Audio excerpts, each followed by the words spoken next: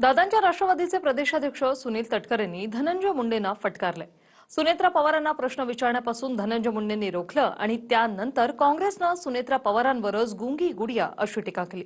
त्यामुळे आता यापुढे मुख्य नेते बोलत असताना मध्येच पत्रकार परिषदेत बोलायचं नाही अशी समज तटकरेंनी दिली। पाहूया। बस सुरेश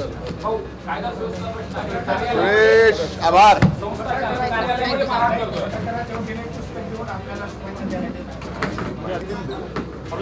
थँक्यू।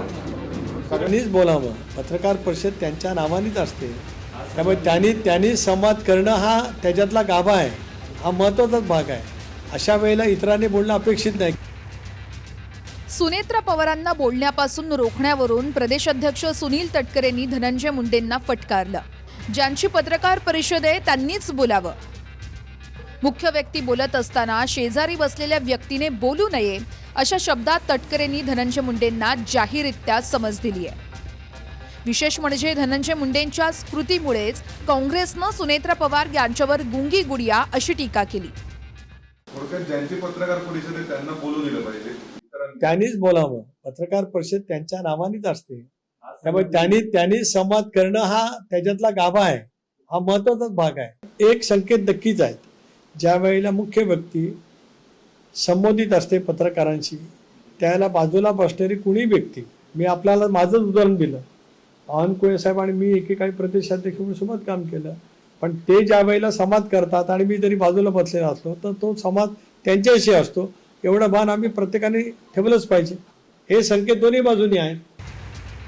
बीडमध्ये जिल्हा नियोजन समितीच्या बैठकीनंतर सुनेत्रा पवारांनी पत्रकार परिषद घेतली। अर्थात धनंजय मुंडेंचं म्हणणं आहे की प्रश्नोत्तर घेणार नाही असं ठरलं होतं, पण सुनेत्रा पवारांनी त्यांचं निवेदन झाल्यावर पत्रकारांचे प्रश्नही घेतले। मात्र बीडच्या कायदा सुव्यवस्थेच्या प्रश्नावर धनंजय मुंडेंनी पत्रकाराला रोखलं आणि सुनेत्रा पवार यांना बोलू न देता पत्रकार परिषद गुंडाळली।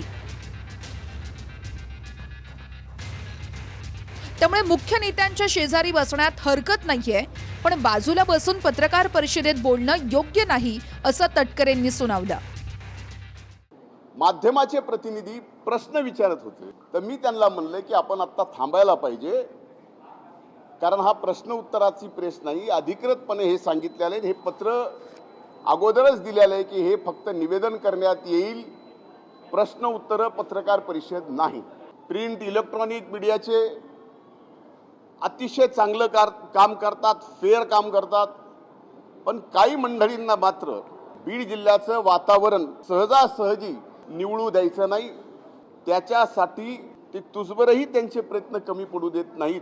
पण पत्रकार परिषद ही शेवटी त्या प्रमुख व्यक्तीची असते। आता कुठल्या कॉन्टेक्स्टमध्ये कशामुळे धनंजय मुंडे बोलले हे मी समजून घे, शेवटी पत्रकार परिषद ही मुख्य महनीय व्यक्तीची असते। अशा वेळेला बाजूला बसणं ठीक आहे, पण बाजूला बसून पत्रकार परिषदेमध्ये भाग घेणं हे सुद्धा काय योग्य असं मला वाटत नाही।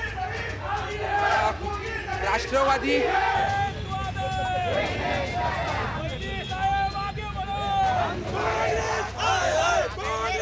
काँग्रेसनं गुंगी गुडिया म्हटल्यानंतर दादांच्या राष्ट्रवादीचे कार्यकर्ते आक्रमक झाले। सुनेत्रा पवारांचे कार्यकर्ते थेट मुंबईतल्या काँग्रेसच्या कार्यालयात धडकले।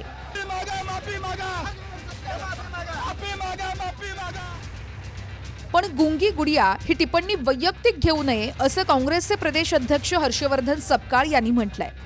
पण दादांची राष्ट्रवादी माफीच्या मागणीवर ठाम आहे। संजय काकडे आणि सुनील शेळकेंनी माफी मागा नाहीतर तोंड फुटतील असा धमकीवजा इशारा दिलाय। आम्हाला आता आम्ही 24 तास हे पत्र मी काल पाठवले रात्री 10 वाजता, 24 तास आम्ही वाट पाहणार आहे। त्याच्यावरती अधिवेशन असते, कारणाने पवारसाहेब आणि राहुल गांधी सभागृहात असतील, आज सभागृहातून बाहेर आल्यानंतर उद्या सकाळपर्यंत आम्ही वाट पाहूची, नंतर 24 तासानंतर त्याची ॲक्शन घेतली जाईल ना। जिथे दोघं असतील तिथं आमचे कार्यकर्ते जाऊन त्यांना बरोबर सरळ करतील। आगामी काळामध्ये मावळ तालुक्यातून जर काँग्रेसच्या नेत्यांना जायचं असेल तर त्यांनी सुनेत्रा वहिनींची पहिली जाहीर माफी मागितली पाहिजे, अन्यथा गाड्या आणि तोंड एका टायमाला फुटतील।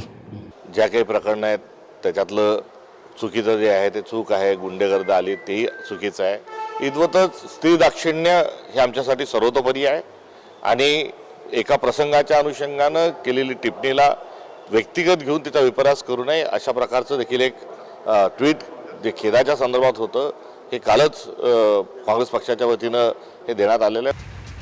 विशेष म्हणजे काँग्रेसच्या गुंगी गुडिया या टीकेचं रोहित पवारांनी अप्रत्यक्षपणे समर्थन केलंय. गुंगी गुडिया हा चुकीचा शब्द नाहीये असं रोहित पवार म्हणतायत. तर संजय काकडेंनी शरद पवारांकडेच बोट दाखवलं. पवारांचा स्वतःच्या सुनेबद्दलचा आदर कुठे गेला असा सवाल काकडेंनी केला.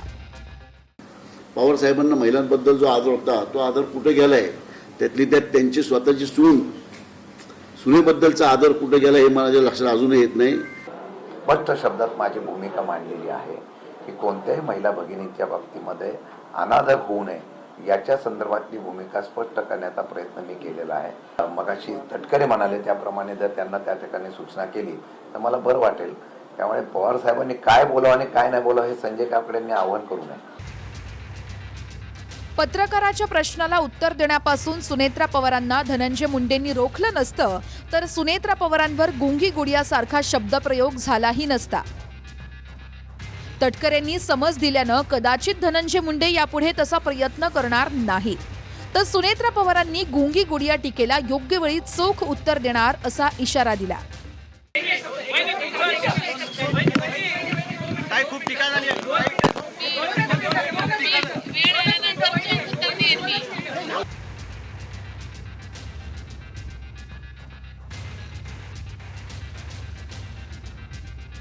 दिल्लीहून प्रमोद जगतापसह अक्षय मंकानी, TV9 मराठी, मुंबई.